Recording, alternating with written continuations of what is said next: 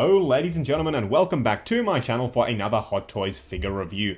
Now today we'll be having a look at the Hot Toys Deadpool 2 figure of Deadpool. Now this figure comes with a ton of accessories, including a pretty much first that we've never seen before, being the backdrop with the shelving unit that you can actually store all of his accessories on. This is pretty much the first time we've ever seen anything like this from Hot Toys, and it's a pretty awesome accessory if I do say so myself. So without further ado, let's get all of his bits and pieces out here and take a look at everything he comes with. In terms of all of his accessories, you can see he comes with a ton of stuff, and most of this is not reused from the original figure. So we'll start with the new stuff first. He comes with this restraining collar that we saw in the film that we used pretty much to take away the powers from the mutants, which obviously, spoiler alert, if you haven't seen the film, allowed him to die. Now I do wish one of these compartments opened and you saw the sort of number pad section from the end of the film. It doesn't do that, but it is still painted rather nicely, and it slots onto the head and pretty much just gives you that look. Now he also does come with two of these high heel shoes. Now they also do have this hint of this metallic red paint, which I didn't mention in the unboxing, but pretty much the entire figure has this metallic red paint, and it looks a little bit better than that flat sort of red that he had on the original figure, which you will see in the full comparison video. Now these just switch out because they are just on the ball joints there, and you can switch them onto the figure quite nicely. He does struggle to stand a little bit just because of the nature of the shoes. He does also come with his little unicorn soft toy piece. It is just plastic, it's not sort of flocked or anything, and it's a pretty basic little unicorn toy. I know a lot of people are going to have fun posing him with this. I don't think I'm going to have him pose with this. I'll just have it on his shelving unit accessory piece. He does come with the two Desert Eagles, the same exact Desert Eagles as the first release, with the working sort of mechanism piece as well. They are awesome. He does come with two of these little throwing blades. I always sort of struggle to pick these little pieces up, and there's nowhere really to store these on his suit.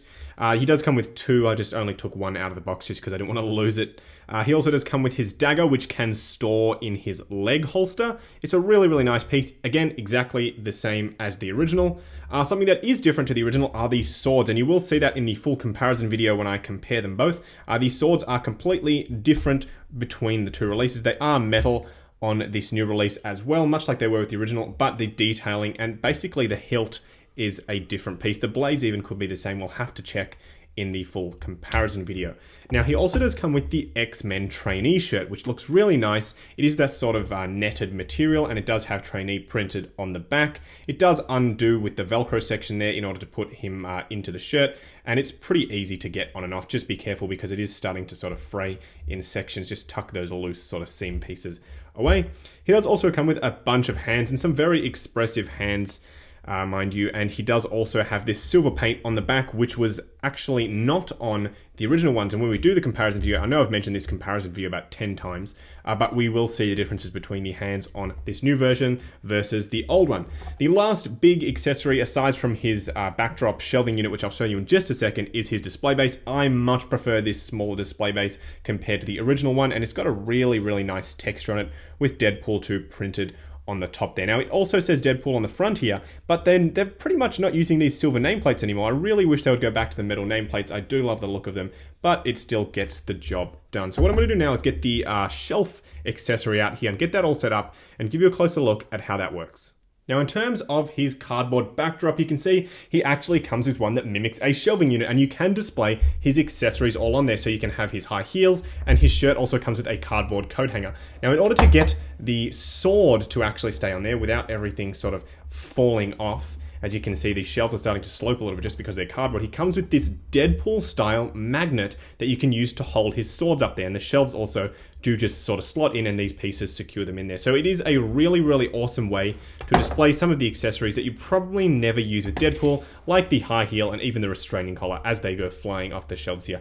So just be careful when you are displaying them on there, because they are starting to sort of sag just because it is a cardboard piece. I thought I'd quickly show you how to attach the shirt to the Deadpool figure. I already have it on here just because I didn't want to sort of struggle with the figure on camera, but it basically has two Velcro sections under here, and you slot it under his arm. The easiest way to get it over his head is pretty much just to take off the head, and I'll pretty much do this in reverse, and then you can slot the head back into the figure. It looks like I'm getting a bit of paint wear on the neck right there, so do be careful when you're taking the head on and off of the figure, but luckily that's deep enough down in the neck that you don't have to worry about it. So it does look pretty cool with the trainee shirt on, but I think I'm going to have him just displayed like this. I just really quickly wanted to show you the way that they've changed the wrist pegs on this new figure. You can see that the black section actually sits over the suit itself, so the suit never actually comes in contact with the hands, which pretty much is going to eliminate that rubbing on the suit itself. Now, this Deadpool figure is actually a lot darker in color than the original. That will become more and more evident throughout the course of this video. But basically, they've improved this figure in terms of color, in terms of body, in terms of the actual suit itself, and it is just absolutely a work of art. This is what the original figure should have been, in my opinion. Now, you can attach the swords in their sheaths onto his back magnetically, much like the original, and these swords do look really nice when you have them on his back there. Now, I did have a problem with my original Deadpool figure where these pouches did open up. Hopefully, this one doesn't have that problem because it was impossible to get that glued back shut. It just wouldn't go for some reason, and I'm not exactly sure why.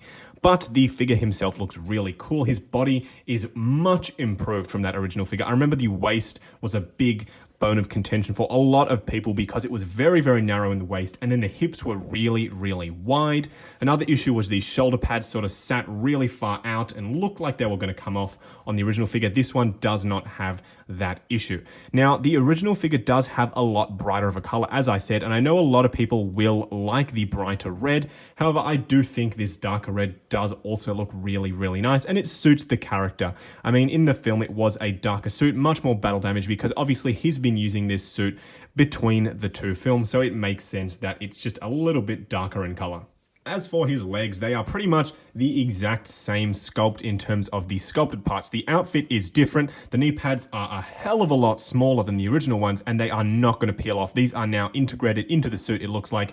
And the fabric of the suit is really, really light. Someone asked me if it was the same material as the Homecoming suit. It definitely is not. It's much lighter and much more sort of movable. It doesn't feel like it's going to crease. When I got it out of the box, there was a crease like this in the outfit, and it wasn't permanent, let's just say that. It didn't sort of ruin the actual outfit itself. Now, in terms of these sort of sculpted sections, he does have a more metallic sort of red section throughout the entire thing. That goes throughout his entire lower leg sections, as well as the sort of bits on the hilt of the sword. So it is carried out throughout the figure, and the original figure didn't have that. Now, you can store his little knife on his leg there, and you can store his Desert Eagles in the holsters on the side of his legs there, much like the original figure. But I don't know, something about this figure just feels a little bit sturdier than the original. I don't know what it is. It's just the fact probably that they've had more time to refine this figure. Therefore, he's just a little bit sturdy. But the ankles on my original one were just a little bit loose, and he tended to sort of flop every now and then. And this guy just looks like a miniaturized version of Ryan Reynolds in the suit straight from the film. Just doing a quick side-by-side comparison. This is by no means the full comparison video, but giving you an idea of what they look like together. You can see the new one has a lot of changes, including the body underneath the suit, as well as the actual suit itself. There are a ton of differences between these two new figures, least of all being the color. I mean, the color is much more vibrant on the original, but that is pretty much one of the smallest differences. Everything else is pretty much different on the new guy. Now, this new Deadpool figure is definitely an upgrade from the original. Pretty much every aspect of the figure has either been fine-tuned or completely changed to make this just a far superior release. Now, I know a lot of people are just going to say, oh, this is just, you're just saying this is better because it's the new figure, and that may partially be true, but this is definitely still a better release. The body's been changed, the outfit's been fixed, so it's not going to damage over time, and he just comes with a bunch of stuff. So in my opinion, it's not just because it's new that I'm saying it's the best.